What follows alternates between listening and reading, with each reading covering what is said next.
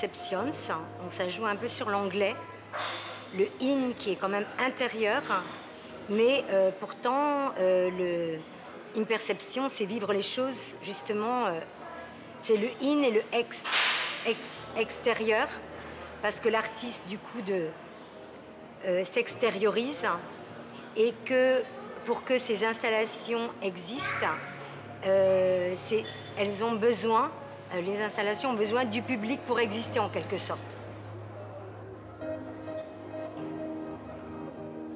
On a l'impression que c'est le 104, qui est là au milieu d'un seul coup, c'est un peu une sorte de mirage. Voilà, elle défie la pesanteur, les gens sont en suspension, ça rappelle voilà, plein de... le rêve depuis la nuit des temps de pouvoir être des anges. C'est génial. C'est vraiment très... Ça a l'air très rigolo. Et on a envie d'être un enfant pour réessayer, se faufiler dans les petits espaces.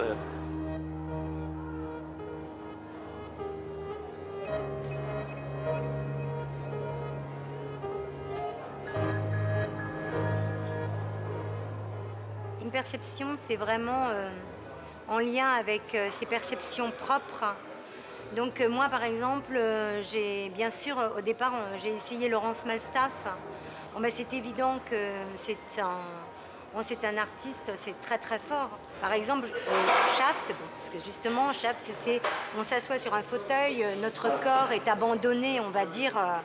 Donc c'est comme si on se couche sur un lit un peu haut, comme ça, un peu enfoncé. Notre corps est abandonné. Et donc, par conséquent, d'un seul coup, qu'est-ce qui se passait?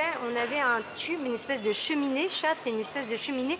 Et nous, en tant qu'accueillants, on mettait des assiettes, 2 assiettes simultanées. Et d'un seul coup, ces assiettes allaient petit à petit se rencontrer et d'un seul coup se briser au-dessus du visage. Bien sûr, il y a un plexiglas. Et d'un seul coup, tout ça, ça montre une espèce de dissociation entre le cerveau et le corps.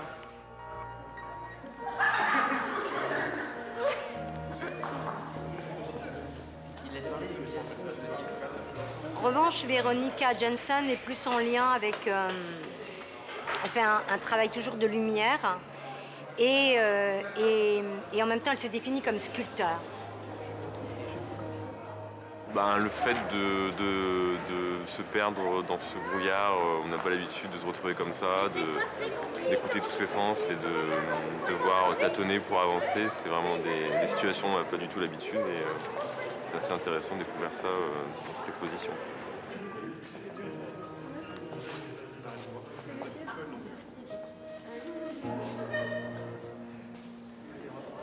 C'était joli et j'arrivais pas très souvent à trouver mon papa et ma maman. Si elle se définit comme sculpteur, c'est qu'en fin de compte, elle nous sculpte. C'est nous qui disparaissons, c'est nous qui avons un bras en moins, c'est nous on est plus même dans l'univers de la sculpture gréco-romaine, dans la mesure où d'un seul coup, c'est comme une statue grecque, on se retrouve avec un pied en moins parce que d'un seul coup, on n'a plus le pied.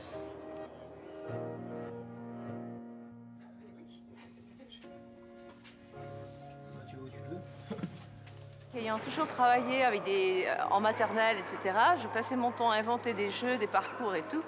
Et là, je me suis dit, il faut que je le fasse. Il n'y a pas de problème. Alors, j'aurais bien écrasé les gamins, mais il fallait que j'y aille. C'est pas vraiment un musée comme un autre, où on se balade dans une salle, où on voit des tableaux, même si c'est aussi quelque chose de très intéressant. Là, je trouve déjà c'est un beau bâtiment et puis les installations sont intéressantes. Ce lieu qui était avant les anciennes pompes funèbres de Paris, hein, de 1873 à aujourd'hui, et quelque part, le lieu de mort est maintenant un lieu de vie.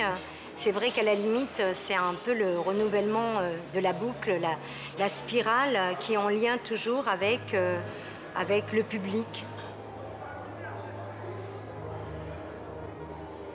De même que les installations ont besoin du public pour exister, de même le 104 a besoin du public pour exister. Comme c'est un lieu multidisciplinaire, avec des gens multi-origines.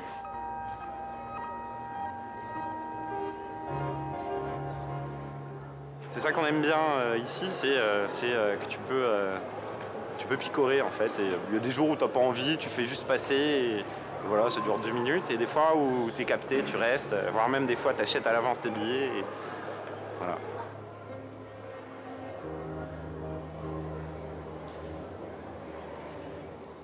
Voilà, ça s'adresse un peu à toutes les couches sociales. Et sur le plan visuel, sur le plan du goût, sur le plan aussi des concerts, justement de toutes les perceptions, il y a justement des ondes qui vont se répercuter.